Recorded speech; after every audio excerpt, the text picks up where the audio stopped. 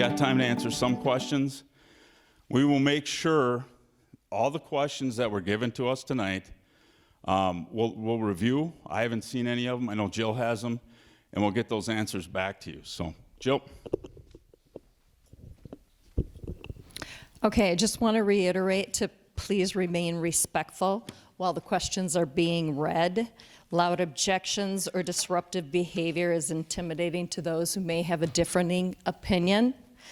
And again, if you submitted a question, it's legible, you provided a legible email, we will try to respond to that. Otherwise, they're going to put together questions and answers and put together an FAQ for the website. So, first question. I appreciated the report. It was clear that it had limitations. Modeling something as complex as the relationship between a police department and the community is very hard.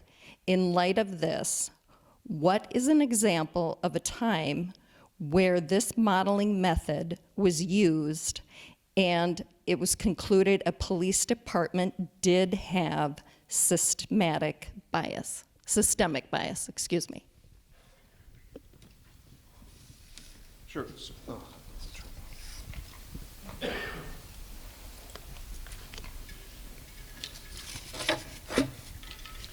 So there is no quantitative study that can answer that question. And the purpose of doing this study was to show you what the data is, right? You've now seen the data. There's a lot of data in the report.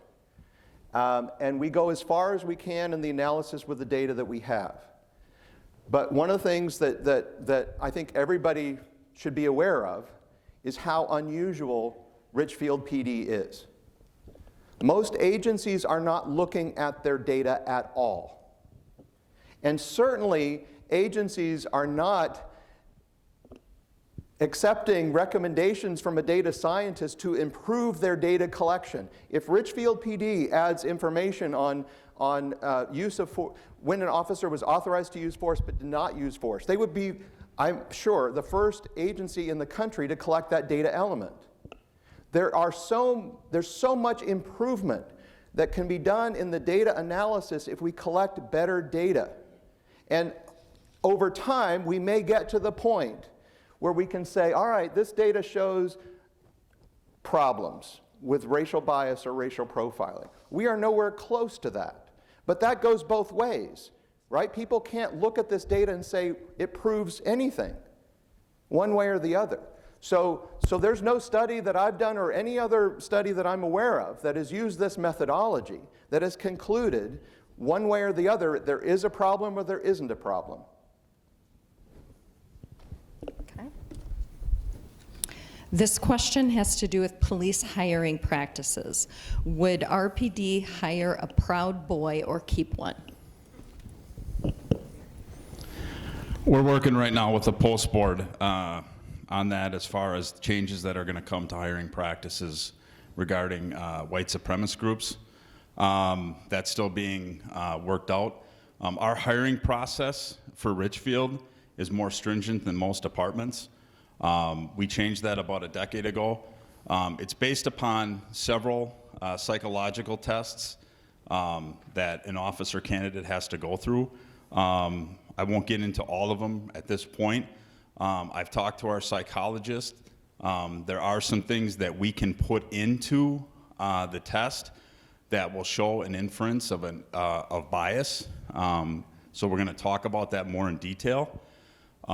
We have not hired people based upon whether it's the MMPI, it's the Vero B, that have shown obviously tendencies of bias in either their previous jobs or things like that when those recommendations haven't been made. So again, that's an evolving process.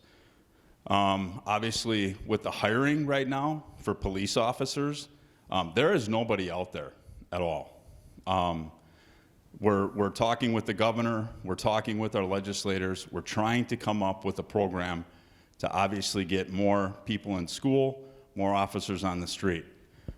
There's a lot of departments that just are not getting any applications, and there's really nobody out there. So It's just, it's a tough environment right now, but, you know, we're still going to work on our aggressive hiring practices. Okay, we have about 7 minutes left. Which surveillance technology are you deploying that has been publicly disclosed to the City Council? How much are you spending, and how frequently are you deploying Stingray or other similar devices?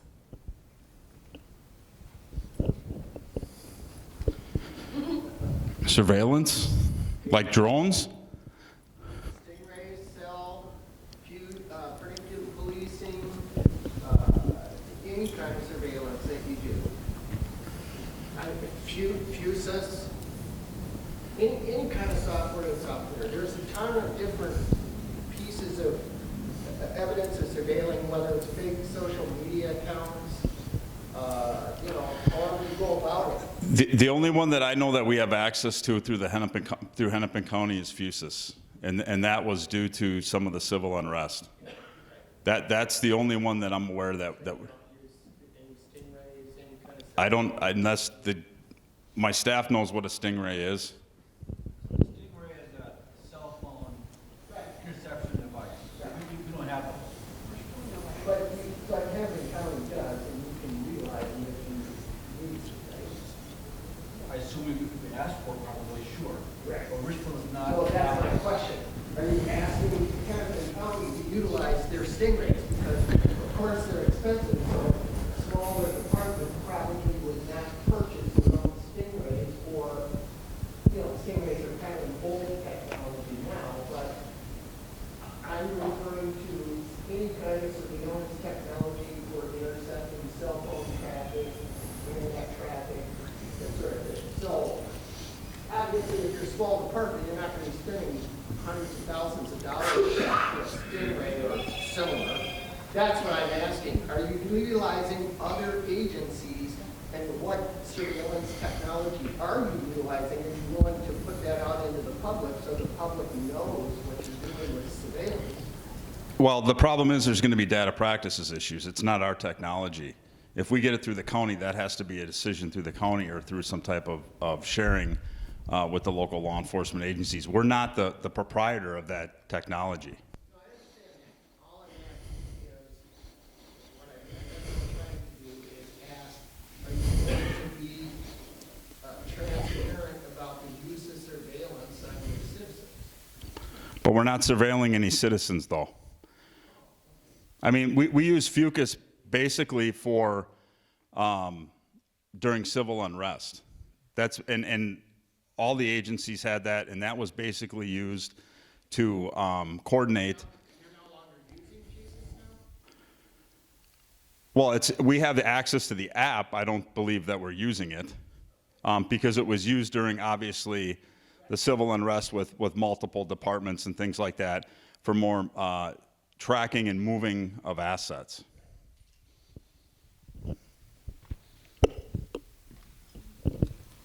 By saying that you'll have a different population of people on the road at rush hour versus after bar hours, what are you basing that on?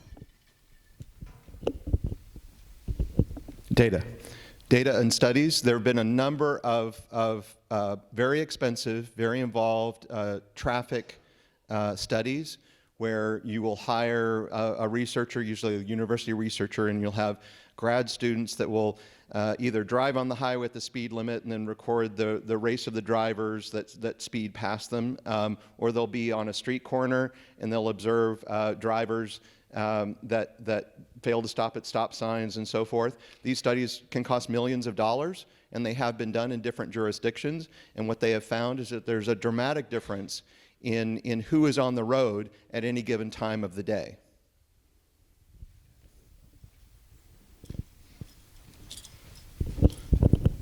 So we looked at some of the questions, and I know we're not going to get to all the questions, and again, we'll get to everybody eventually. But there were a couple of questions on, again, who paid for this.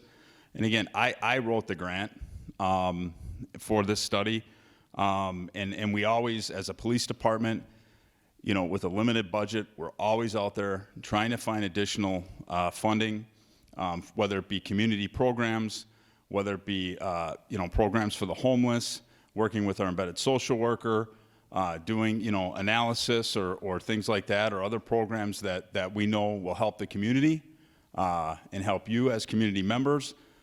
Those are things that we try to do, and we are very successful in our grant writing efforts. And so that's what the study was paid for.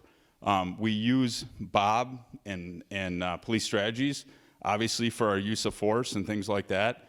And most of that we try to pay for out of a grant that we have or that we receive, so that, you know, it's not necessarily attached to our police department budget. So we said we'd finish at 9 o'clock. I just want to thank everybody for coming. I know these are not easy conversations, and I appreciate everybody coming tonight. I know that, you know, it can be a heated subject when we talk about disparities, when we talk about race, when we talk about policing, when we talk about racial profiling, or bias or things like that. But as a chief of police, I just want to thank you all for coming. It means a lot to me, you know, to hear things and to, you know, see the questions that come through, and for us to share this with you. And I understand, we're not trying to convince you or get you to understand that this is the best or anything like that. But again, I'm just going to go back to, we have to start somewhere. And it may not be, you know, the foundation that we have to build in order to continually move forward. But if you don't start somewhere, you're never going to start. And so that's what we're trying to do here. So I appreciate everybody coming. I don't know if the city manager or the mayor want to have some closing words. But again, we're going to keep working forward and keep working on this. And again, thanks for coming.